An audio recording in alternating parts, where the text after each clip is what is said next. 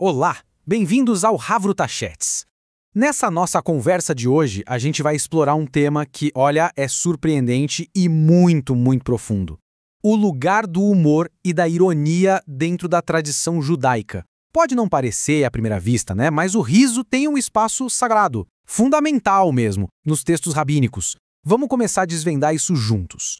Para começar essa nossa jornada, vamos olhar para essa citação aqui da Mishnah. Parece simples, né? Os estudiosos aumentam a paz no mundo. Uma frase bonita, inspiradora que a gente lê e pensa, ok, entendi. Mas como quase tudo na tradição rabínica, sempre tem algo mais, uma camada escondida. E é essa camada que vai ser o nosso guia hoje.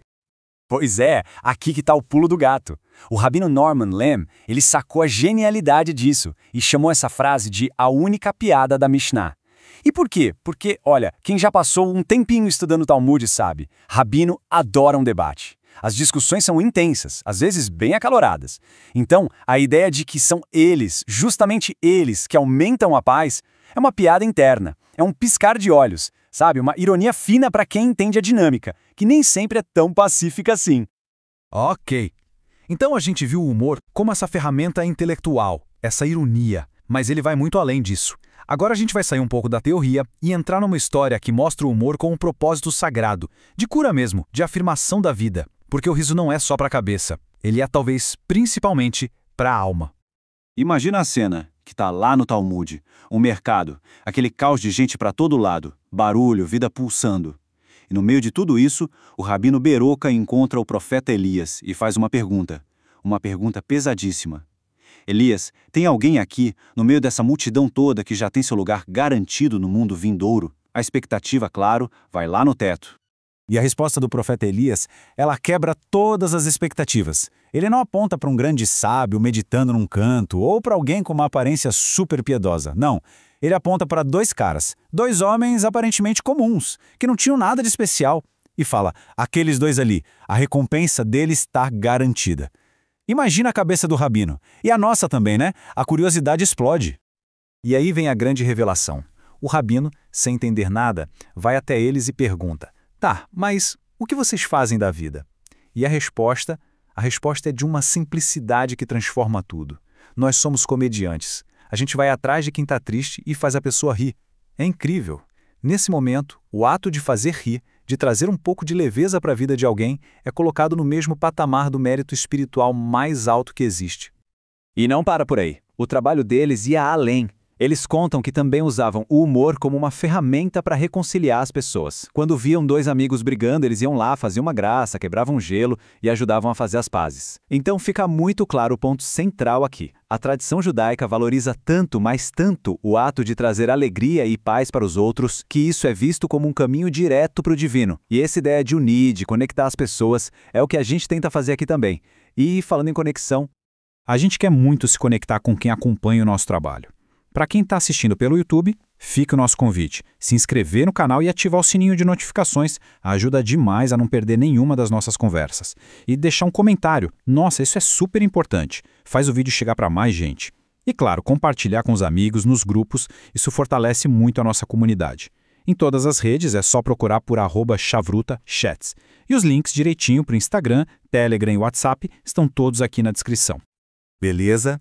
Então a gente já viu que o humor pode curar, pode unir a comunidade. Mas e dentro da sala de estudos? No meio dos textos? Será que tem espaço para rir ali? Tem, e muito. Os rabinos usavam o riso e às vezes até o absurdo como uma ferramenta de ensino super poderosa. Vamos ver como isso funcionava. Olha só essa pergunta que aparece no Talmud. Parece até piada. Se um homem nascer com duas cabeças, em qual delas ele deve colocar os tefilim, os filactérios? A primeira reação é que parece um exercício mental totalmente sem sentido, né? Uma discussão sobre algo que realisticamente nunca vai acontecer. Para que perder tempo com isso? E de fato, essa foi a reação do grande rabino Yehuda Hanassi. Ele ficou indignado. Achou a pergunta um desperdício de tempo, uma distração dos estudos sérios, e a reação dele foi dura.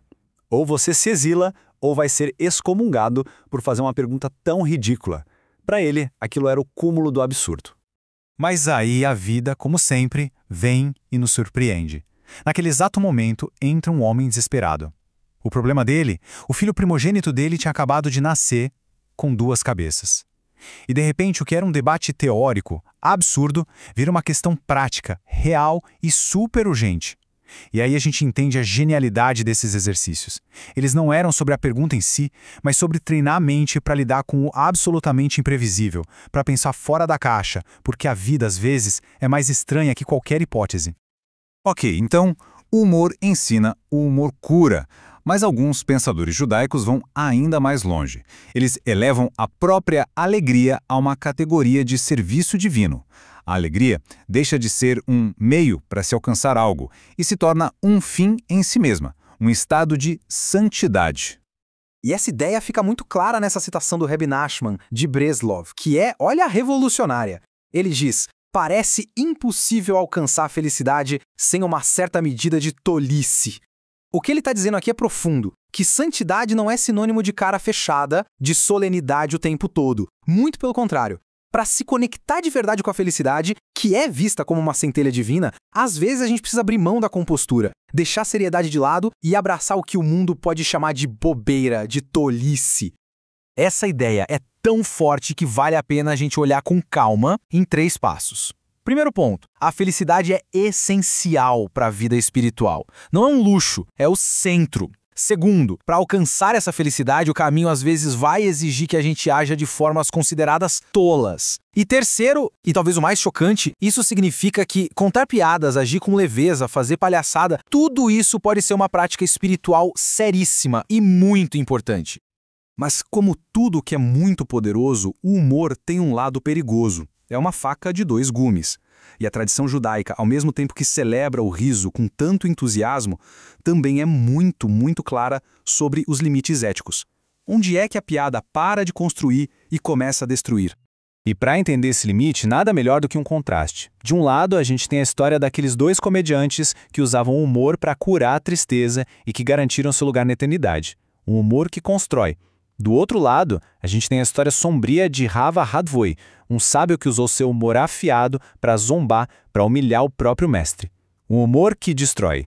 E o resultado para Rav Hadvoi foi terrível. O Talmud nos conta que, como punição por ter usado humor para envergonhar seu professor, ele perdeu as 2 coisas que o definiam. Ele ficou mudo, perdeu a capacidade de falar e esqueceu toda a Torá que tinha aprendido. A lição aqui é direta, sem rodeios. O humor que serve para humilhar, no fim, destrói quem o utiliza. Tudo isso nos leva, então, a uma ideia de equilíbrio. E essa citação do Tratado de Beracat talvez seja a que melhor resume tudo. Alegrem-se com tremor. O que isso quer dizer? Quer dizer que a alegria é essencial, é um mandamento, mas ela não pode ser descontrolada, vazia. Ela precisa vir acompanhada de uma consciência, de uma reverência. Um tremor que nos lembra do sagrado, que garante que o nosso riso nunca passe por cima do respeito e da dignidade do outro.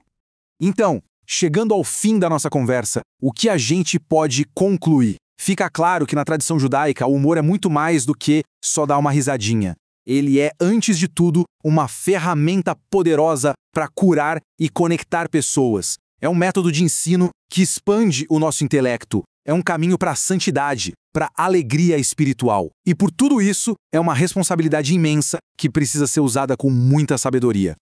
E para terminar, deixo uma pergunta no ar, uma reflexão. Depois de passear por toda essa sabedoria antiga, vale a pena a gente parar e pensar um pouco qual é o papel do humor e da alegria na nossa própria vida? A gente tem usado essa força para construir, para curar, para conectar? É algo para se levar para casa e refletir.